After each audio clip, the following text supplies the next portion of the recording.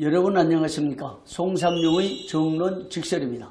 오늘은 예장합동 제105회 총회를 이틀 앞두고 선거제도와 관련해서 말씀들을 듣기 위해서 박광재 목사님을 모셨습니다. 목사님 반갑습니다. 반갑습니다. 예, 이렇게 나와주셔서 감사드리고요. 오늘 총회 선거제도와 관련해서 목사님께서 성경의 제비뽑기 제도를 정착해 주신 장본인으로서 총회에 큰 기여를 해오셨어요. 그래서 총회장님 상도 수상하셨는데 제비뽑기 제도 그 역사나 과정 좀 먼저 설명해 주시면 좋겠습니다. 네, 제비뽑기 하면은 흔히들 생각하기를 무슨 복골복이 하자는 줄 알고 요행이나 사행으로 생각하는 오해하는 분들이 계시기 때문에 제가 제비뽑기를 표기할 때 거룩한 성경의 제비뽑기다 이렇게 표기를 하고 있습니다. 그런데 하나님께서 저에게 50년 전에 신구약 성경을 보는 중에 성령의 조명을 통해서 그 제비뽑기를 재발견하게 해주셨어요. 그래서 저의 삶 50년 동안에 적용도 해봤고 목회사의 40년 동안에도 적용을 해서 오늘날도 적용할 수 있는 성경의 제도요 사역이라고 하는 또 선거제도라고 하는 사실을 검증하고 입증하고 확증했습니다. 그러면 그 총회에서 제비뽑기가 정착된 출발부터 지금 현재까지 좀 간단한 역사를 얘기해 주시면 좋겠습니다. 네, 우리 교단 총회가 성경의 제비뽑기 제도를 총회임은 선거 제도로 만장치 채택한 해는 언제냐? 뉴 밀레니엄 시대라고 말하는 우리 새천년, 다시 말하면 2000년 9월 총회에서 그러니까 진주교회 등에서 열린 제85회 총회에서 만장일치로 결의를 했고요.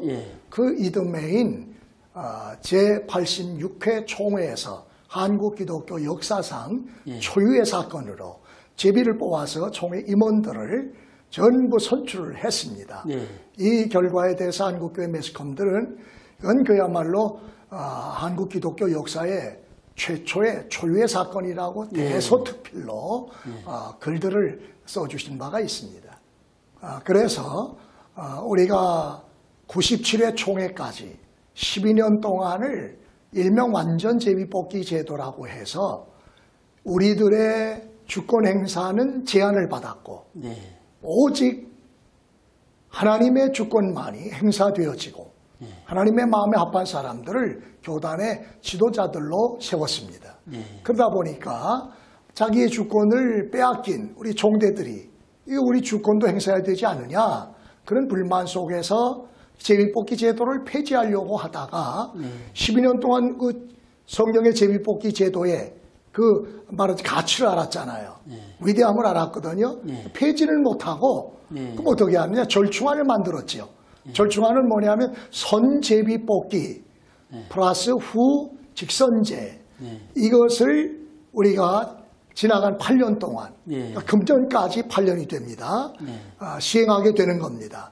그러니까 지금 새천년부터 2020년까지 20년 동안은 성경의 제비뽑기 선거 제도권 안에서 우리가 총회 임원들을 세우고 있는데 지금으로부터 5년 전에 총회 임원에 국한해서 직선제로 돌아가자 해서 지금 5년째 직선제를 하고 있습니다.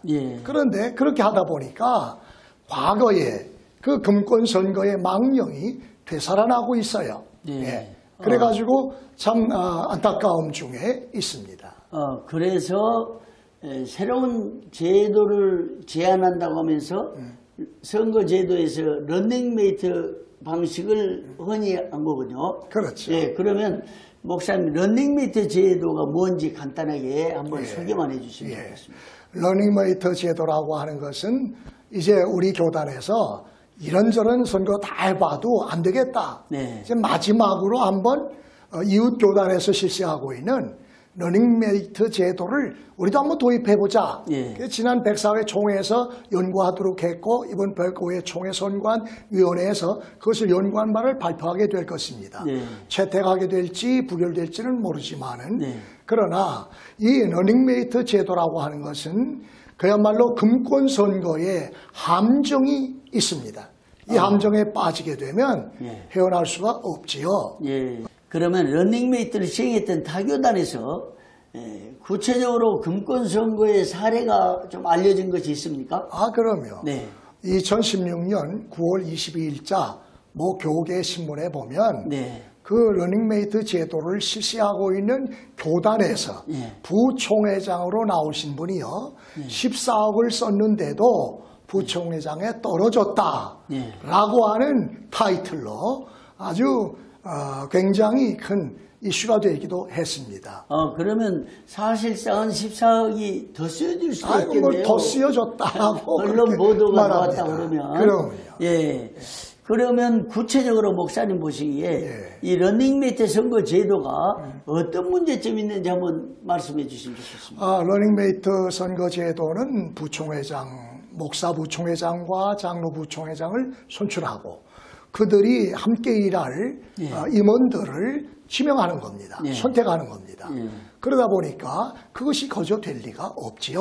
예. 14억이라는 돈이 들어가기 때문에 그 돈을 또 충당해야 되니까. 그건 모르는 일이잖아요. 아니, 그럼 예. 왜냐면 14억 왜 들어가느냐? 예. 그걸 또 썼으니까 거기에 대한 말하자면 돈을 또 걷어야 될 거 아니에요. 이제 그것은 우리 가정이잖아요. 그렇죠. 어떤 돈을 많이 갖고 있는 사람이 낸지 그거 모르고 물론 그럴 수 문제점이 가상에서 생겨날 수 있는 것은 목사님께서 지적하는 방향은 후보를 선정하는 과정에서 낙점하는 과정에서 그 의혹이 제기될 수 있다. 그럴 수 있죠. 선거 자금을 지원하는데 그 다음에 가령 예를 들면 한 분이 2천만 원 지원했다. 근데 어떤 분이 3천만 원 지원하겠다고 나서면 3천, 그 다음에 또 다른 분은 4천만 원 지원하겠다. 이런 문제가 있을 수 있다는 거잖아요. 그런 문제점들이 발생할 수가 있죠. 그리고 또 하나는 총회장 후보가 지명을 하니까 다른 후보들을 그럴 때는 어떤 문제가 될까요? 그건 총회장이 임원들을 지명하게 돼 있기 때문에 그러다 보면 완전히 종속이 될 수도 있지 않겠어요? 그러면 총회장의 막강한 권력으로 독주할 수도 있죠. 그러게 되면 이제 그게 가장 큰 쟁점 중에 하나인데요. 장로교 정치 원리는 민주적이잖아요. 근데 민주적이어야 할 총회임원회가 총회장이 후보를 낙점했기 때문에 거부할 수도 없고 따라가야 되니까. 그래서 총회장 독주가 예상되고 총회장 중심의 총회가 되면은 장로교 정치 원리가 무너지지 않겠다는 우려잖아요. 또 하나 총회 정치에서 후보를 찾고 부총회장이나 총회장 후보가 후보를 세우려고 그러면 서로 어떤 현상이 나타날 것 같습니다. 아마 그렇게 되면은 줄서기라고 하는 그런 이제 문제점이 발생할 수 있겠죠. 서로 자기가 임원되기 위해서 아마 그 지역별로 또는 뭐 어떤 그 형편에 따라서 줄을 서야지 낙점받으니까. 그렇죠. 그렇지 않고야 받을 수가 없죠. 그러니까 요약하면 금품 선거가 더 왕성해질 수 있다. 그렇죠. 그다음에 장로교 정치 원리를 훼손하는 총회장 독주 혹은 총회장 중심의 총회 경영이 이룰 수 있다. 그다음에 정치적인 줄서기가 일어나서 이런 문제점을 목사님 말씀하시는데 그런 부작용들이 일어날 수가 있습니다. 그 하나의 예상이고 앞으로 우려가 되는 부분인데 그렇다고 목사님 이 제도를 지금도 직선으로 해놓으니까 정말 돈이 많이 든 것 같아요. 기본적으로 등록금도 사실은 비싸잖아요. 그럼 좀 하향 조정할 필요가 있습니다. 7천만 원, 뭐 2천만 원, 3천만 원 하니까 피선거권을 제한하지 않나 이런 말들이 있는데요. 그와 함께 그러면 금품 선거를 차단하려고 하면 목사님 보실 때 어떤 제도를 내셔야 되겠다는 생각이십니까? 저는 늘 주장하지만은 이제 우리가 선택해야 될 최후의 히든 카드는요. 사도행전 1장에서 주님의 11 제자들과 120문도들이 사용했던, 적용했던, 모본으로 보여주었던 마띠아 선출 방식입니다. 그 마띠아 선출 방식이라고 하는 것은 우리들의 주권을 먼저 행사할 수 있습니다.